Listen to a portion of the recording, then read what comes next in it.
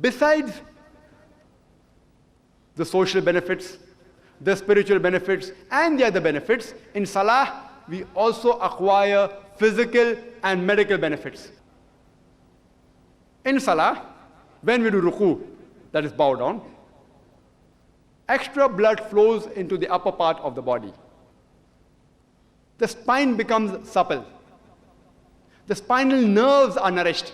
It relieves backache and pain. It's a good posture for flatulence. When we come back to the ar-rafu position, that is after ruku, when we stand up, the blood which has entered in the upper part of the body comes back to normalcy and the body is relaxed. When we do sujood, we put our forehead on the ground. It's the best position of Salah. It's the most important part of Salah. Daily, the human beings are propounded by electrostatic charges from the atmosphere, which gets precipitated in the central nervous system, which gets supersaturated. These extra electrostatic charges have to be dissipated and discharged. Otherwise, you will have headache, neck ache, muscle spasms, etc. No wonder people regularly take tranquilizers and drugs to relieve the pain. These extra electrostatic charges have to be dissipated and discharged. For example, how do you have a heavy electric appliance?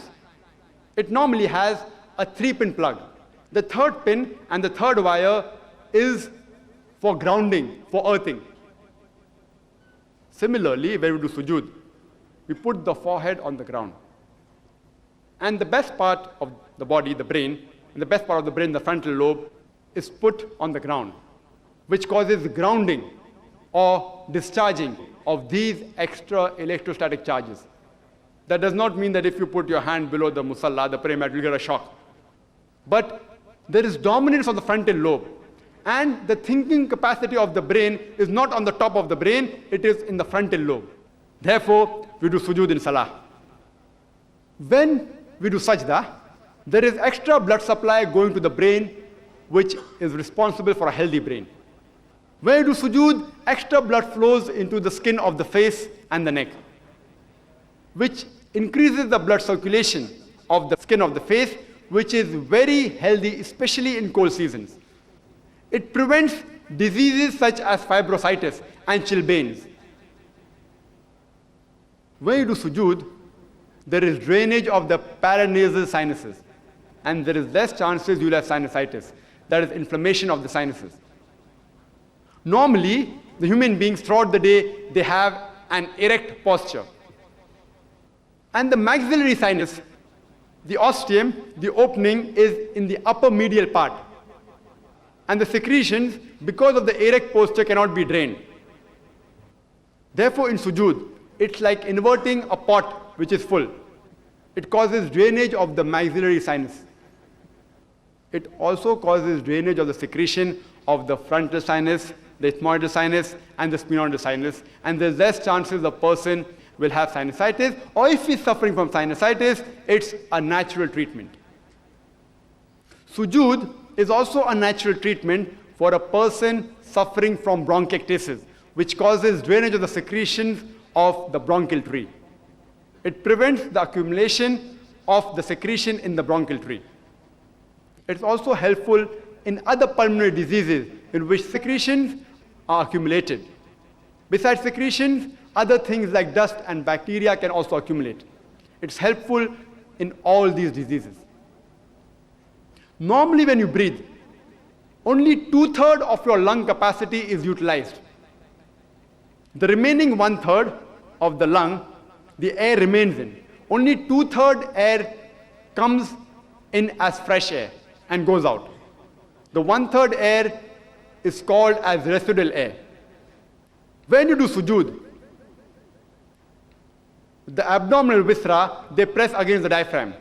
And the diaphragm, it presses against the lower lobes of the lung, which causes exhaling of even this residual air. So once the residual air goes out, more fresh air comes in, which is responsible for a healthy lung. Where do sujood? Due to decreased gravitational force, there is extra venous return from the abdominal organs. The venous return of the abdominal organ, it increases. The sujood and ruku, it's a good posture against femoral and esophageal hernia.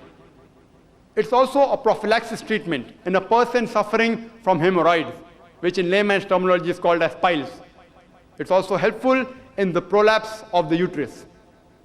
Where do sujood? Your weight is concentrated on the knees when your legs are flexed. And the soleus and the gastrocnemius muscles, the muscles of the leg, are also called the peripheral heart because it has an extensive venous return, which is responsible for increasing the venous return of the lower half of the body. And it also causes relaxation of the lower half of the body. Where do sujood? Your knees are touching on the floor, including your hands and your forehead. This posture is helpful in disease of the cervical spine because it is helpful in the intervertebral joints. The posture of the sujood is also helpful in cardiac diseases. When a person rises from sujood in the jalsa position, in the squatting position, the blood which has flowed in the upper part of the body comes back to normalcy and his body is relaxed. There's extra blood flowing in the muscles and nerves of the thigh and the back. The back muscles are relaxed. It's useful and helpful in constipation and indigestion. It's helpful in a person suffering from peptic ulcer and other stomach ailments. When a person gets up from the squatting position to the qiyam position, to the standing position, his weight is concentrated on the ball of the feet, which improves the strength of the back muscles, thigh muscle, knee muscle, and leg muscle. There are various benefits, physical and medical, when we offer salah. But we Muslims, we don't offer salah for these medical benefits. These are only side dishes. We offer salah to praise Allah subhanahu wa ta'ala, to thank Him. We offer salah for guidance, to be programmed towards righteousness. These side dishes, the medical benefits, may attract a person who has less faith or may attract a non-believer. But we Muslims, our main course is to please Allah subhanahu wa ta'ala because it's a commandment of Allah subhanahu wa ta'ala. This is our biryani.